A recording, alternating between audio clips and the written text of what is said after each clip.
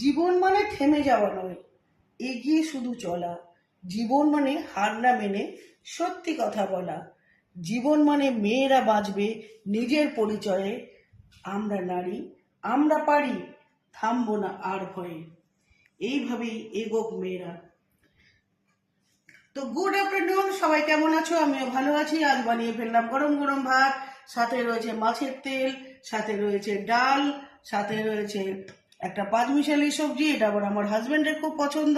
সাথে রয়েছে একটা মাছের ঝোল এবং একটা মাছের মাথা দিয়ে রয়েছে টক, সাথে রয়েছে জল।